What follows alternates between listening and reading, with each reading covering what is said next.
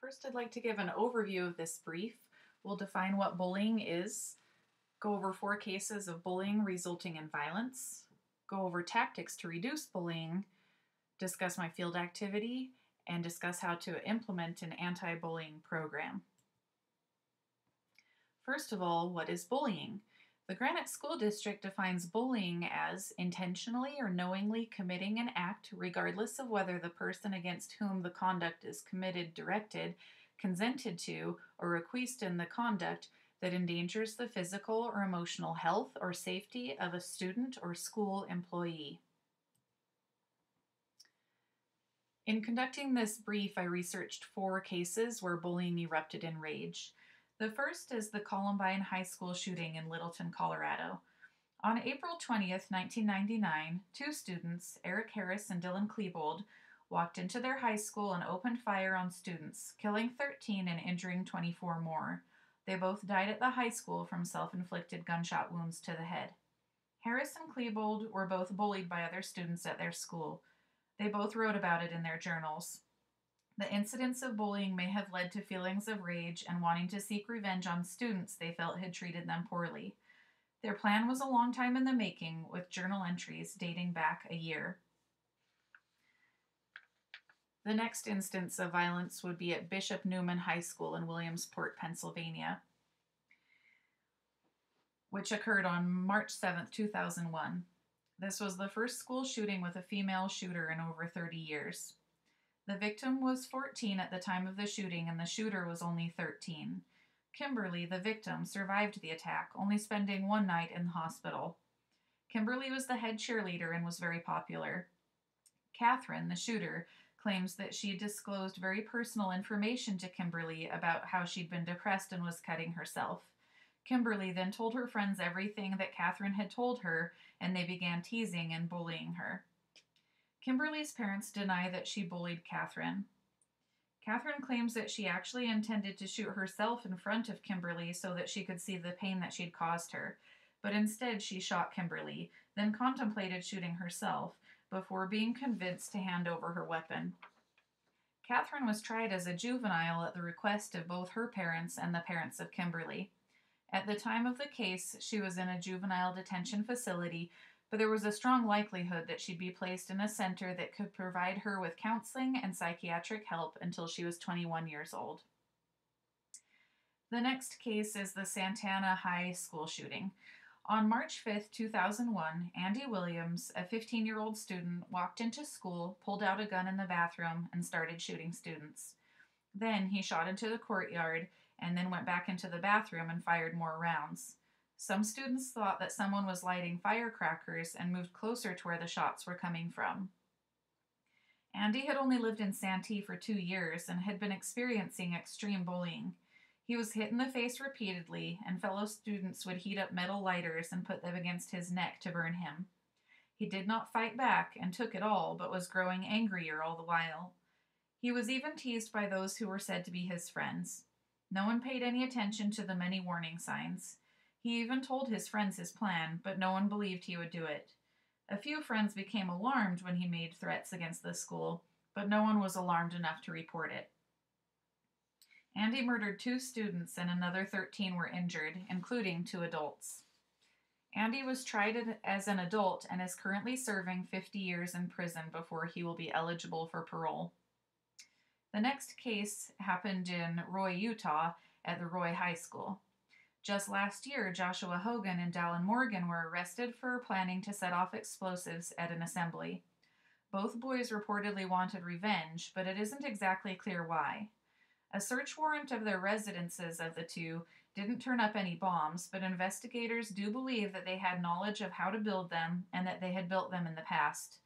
A student gave police a tip about the information he or she had, which led to the investigation and may have saved many lives. Hogan, who was under 18, was sent to a juvenile detention facility. Morgan, who was over 18, was sent to jail. Jay Evenson, 2012, believes that it is the knowledge of such an attack like the Columbine massacre that encourages youth to become copycats. Evenson believes that the students involved in these types of situations are seeking revenge for bullying or feeling that they've been wronged. Evenson also believes it may be a way for students to get attention, like their 15 minutes of fame. He also notes that students that do this sort of thing don't seem to be able to empathize. He also says that while we don't have the means to catch all of these incidents before they occur, in some instances, such as the Roy incident, we have. There are many tactics that have been used in schools in an attempt to reduce violence, such as metal detectors, surveillance cameras, having police in schools, and having emergency plans. But what has proven to be more effective in keeping violence out of schools? Anti-bullying programs. In 37 school shootings investigated by the Secret Service, 2/3 involved shooters who had been the victims of bullying.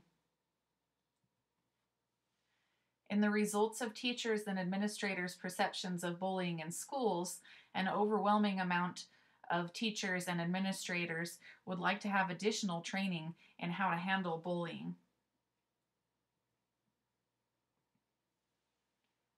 Field activity. In my field activity, I invited our school counselor, Mrs. Kathy Scheck, to come in and conduct 4 lessons with my class on how to resolve conflict so that they can have those skills when they experience bullying in the future. The first lesson was on getting the facts when you've encountered a problem. First, it's important to find a good time to talk. It's important to stay calm.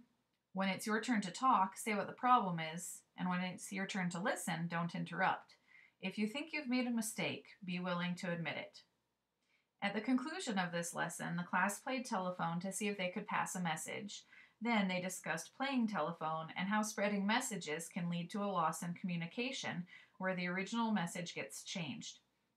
They learned that it's better to talk directly with the person you're experiencing an issue with than to talk behind his or her back. In lesson 2, they learned how to be a good listener. The steps were to pay attention to what the person is saying, show that you're paying attention, think about how the person feels, and don't change the subject or interrupt. This lesson concluded with a game that tables of students played together. They had to work together and listen in order for the game to work. In the third lesson, students learned the steps for fixing problems. The steps were telling how you feel, tell what the person did to make you feel that way, tell what would make things better for you, and don't blame, insult, name call, or threaten. In the conclusion of this lesson, the class played a game where they had to guess an emotion that a student was acting out. After they'd played the game, they again discussed how, even when we knew what the person was acting out, sometimes it was really hard to tell exactly what they were trying to portray. It took a lot of guesses to figure out what emotion was being acted out, and sometimes we needed clues. It's very important to be able to tell people how we feel. In the last lesson, students learned how to solve conflicts. The steps for solving conflicts were to find a good time and place to talk it out, talk about the problem, brainstorm for solutions, choose a solution that works for everybody, try the solution, and revise if necessary. At the end of this lesson, the class practiced solving conflicts proposed by Mrs. Scheck by using the steps they had learned. My goal in having Mrs. Scheck teach these lessons was to provide my class with the skills they will need to solve conflicts, including bullying. We also discussed how to use these skills to stand up for others that are being bullied. The following is a list of things that I believe are important for implementing an anti-bullying program at a school. The first step is to conduct surveys. These surveys would be given to students, teachers, and parents to locate areas in which students are feeling unsafe. Then the next step would be to increase supervision in those areas and then to do an assessment survey to see if the problem has been solved. The next step would be to adopt a zero tolerance policy. and then to introduce an adopted slogan at an assembly. For instance, our adopted slogan in Granite School District is "Don't stand by, be an ally." The next step would be to have a buddy box. This buddy box would be somewhere where students can report problems that they're experiencing, like being bullied by other students. The next step would be to clarify what actually constitutes as bullying. This can be done by having a banner put up in schools that lists incidents of bullying and also lists things that should be directly taken to the principal. Another step would be to adopt an anti-bullying pledge. This pledge could be said weekly at the beginning of school, and each week a different class could come down to the office to say the pledge over the intercom. The next step would be to inform students of the state laws against bullying. And another step is to start big friendly groups. This is something that my school has done, which has reduced our amount of bullying greatly. These groups are cross grade level from grades 1 through 6 and meet once a week.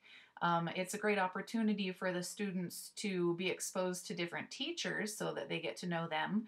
And it's a great opportunity for students to be exposed to different students that they normally don't have class with. And it really helps create a sense of community in schools.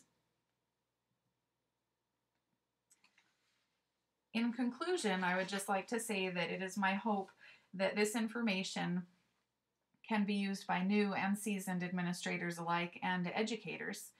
We can all agree that bullying is a huge issue in our schools. Metal detectors and surveillance cameras are not proven to be nearly as effective as anti-bullying programs. By implementing the outlined bullying plan, it is my hope that it can help administrators and teachers eradicate bullying by giving their students the necessary tools to be able to stand up for themselves and others who are being bullied.